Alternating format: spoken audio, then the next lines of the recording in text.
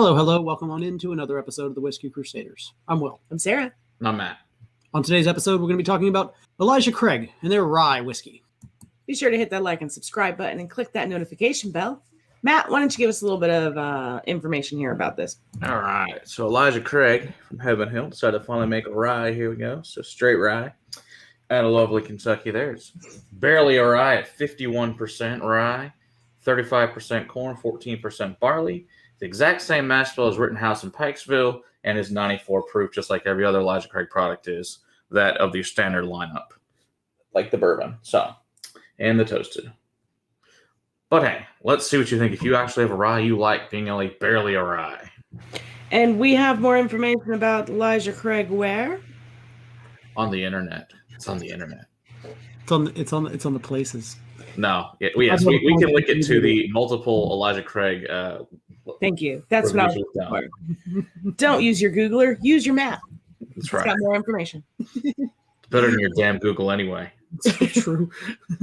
Google lies. Matt doesn't. That's right. All right. It smells like rye. It does. But it doesn't have that overwhelming pickly on the nose right off the bat. No, I'm getting mostly mint and anise. A little bit of black pepper. I'm actually picking up like a root beer note on this one. I'm getting the dusty dryness from the corn. Okay. Yeah. Yeah, I got this like melted butter and brown sugar with anise. Mm-hmm. I can definitely find that. Yeah. Maple syrup. Maple. A little bit of dill and mint. I don't get dill. I get a little bit of mustard seed. Wintergreen, some uncooked dough, sage and basil, some little pepper and some char. It's definitely not the 95.5 you usually find from most ryes. This is a really most corn dominant rye I think I've tried. When was this made compared to? These came out, I guess 2019 when they first came out, but technically not available in most states until like this year. Okay, so it was only available to I think it's what was it, Georgia, and it wasn't even available in Kentucky. It was bizarre. That's weird. So this was like, okay, we're gonna take a tiny little dip our toe into pretty much rye and see how it goes before we maybe add more rye to the mix. Probably. I don't know. I mean, this is the standard Heaven Hill mash bill. I don't think they're going to add any more rye. I think this is just their mash bill. Okay, that works. All right, let's see.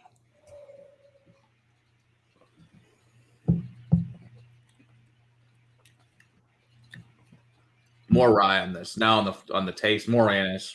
It really is. I get, as opposed to anise, I get more of like a licorice, like a straight black licorice than. Yeah, jelly bean. Yeah.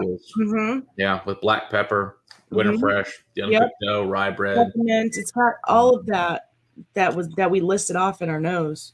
Honey. It's got like a honey nut bread, really bready. It really is got that doughy Subway feel to it.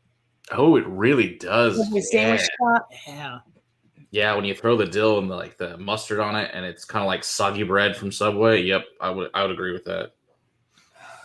It's not my favorite sandwich place. Well, it's not mine necessarily either, but I love the smell of fresh baked bread or baking bread. Oh, I agree with that. My aunt, when I was a kid, her church used to be above a Subway. And anytime we would go to church with her, that was all the smell all morning because it was torture, but it made me love the smell of baked bread so much more. You anticipate lunch coming. I can imagine so. That Colossal Sandwich Shop is good. That place, I don't know if you guys have been there before over in Bedford. That place is really good. It came in like top 100 restaurants in Texas, in fact. Nice. It's in Bedford. We very rarely go to Bedford. Yeah. We pass through it to get to Euless. Or Dallas or mainly Euless. It's a great bar. That's where Ron's Tavern is in Bedford. I used to live in Bedford. Well. All right, so we're going to compare this to Rittenhouse to see how different it is. Rittenhouse broke bond. We'll give you guys a full review on Rittenhouse at some point in time, just not today. We tell you this all the time. This is not new territory for you guys. I wish I really had a counter. It's got to be like hundreds of times at this point. Yeah, he said that. Yeah, every once in a while I'll throw like he said this 1,000 times thing up there, but yeah. Yeah, for real. So same mash bill, 6 points different. Let's see. The only difference is we know this is at least 4. I'm pretty sure Rittenhouse is not aged. Oh, wow. So the dill is much more prevalent now that I've smelled the Rittenhouse. Yeah. I wasn't picking up dill on the Elijah Craig, but after comparing and doing a side by side, I don't know. The Rittenhouse smells more doughy to me. Yeah, I'm getting more of a dough bread, and it's not.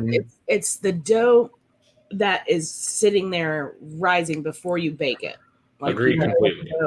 Yeah, it's still got a got yeasty quality to yeasty, almost like oily quality to it.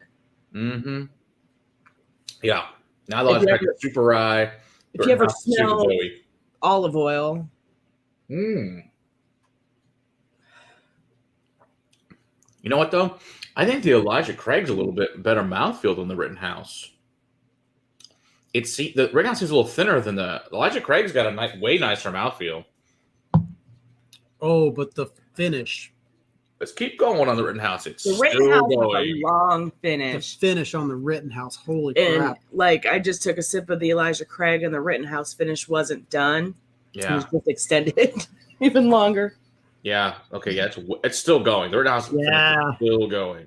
Okay. Well, I would go with mouthfeel better on Elijah Craig, finish way better on Rittenhouse. Right. Yeah. I agree with that. And way, it seems like, and that finish is more of that cinnamon, cracked pepper, and then the dill is just really coming out. Rye dill spice. It's such a classic rye finish. Mm-hmm. Exactly. Just drifts off forever. Like I feel like rye is the best to stand up to a cube because of that black pepper. I agree. That's why I like rye better in Manhattans and in old fashions. Why a lot of people use rye in Manhattans and old fashions. Yeah. It really the flavor can just stand up to it. Yep. This is the Rittenhouse. Yeah, it's the Rittenhouse. What's my price difference? What's the Rittenhouse go for? Rittenhouse is like 27 and Elijah Craig 30. So it's actually cheaper. A little bit more proof, and it's a little bit cheaper. The Rittenhouse just has more dill on it for me, and I'm not a fan of that. Yeah, it does have more dill. I'd agree. I mean, it's $3. It's not a massive difference. No. Like, if you could take the finish on the Rittenhouse and put it on the Elijah Craig, and leave out the dill, I'd be great. See, and I get more dill on the Elijah Craig than I get on the Rittenhouse. Or let's combine them and see what happens. Okay. Problem solved. Twist my arm.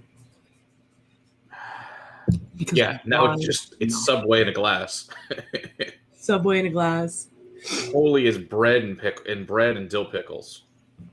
And like mustard. Like that's like seriously add a little ham and cheese to this. This is probably a great combo for sandwiches. You found your sandwich drink. There you go. Absolutely. You were looking for it. We should do sandwiches and whiskey. That'd be a fun episode. Ooh. Not Subway sandwiches, though. No. Or Jersey Mike's or something. We'll make our own. That'd be way better. Yeah. And a lot cheaper to do it that way. I don't want to pay $100 for freaking sandwiches. That's stupid. It's not horrible. No. Still got a little too much dill for me. Nah. I like it. I'm pleasantly I'm happy with that. And I think for a $30 rye, I think it's a good rye. For a $30 rye, I think it's a good rye. It's anything spectacular, special, or new and different. No. But, it's a good quality. It's supposed to be a standard release product. It's not. It's not allocated. It's just on the shelf. It should be right next to the bourbon. So it's good. I think it's a nice addition to their stable. Or in a completely different place with the ryes, if your liquor store operates things. If your liquor store does things right.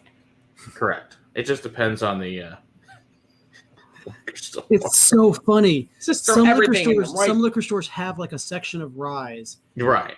But then they'll also have the bourbon and the rye from the same company right there next.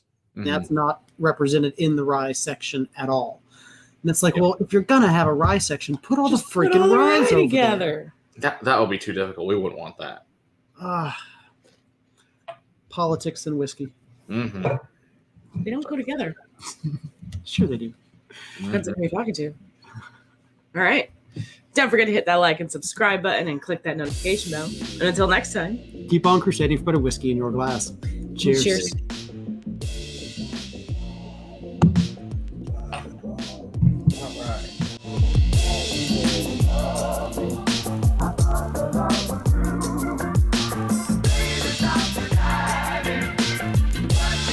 Keep on crusading for their whiskey.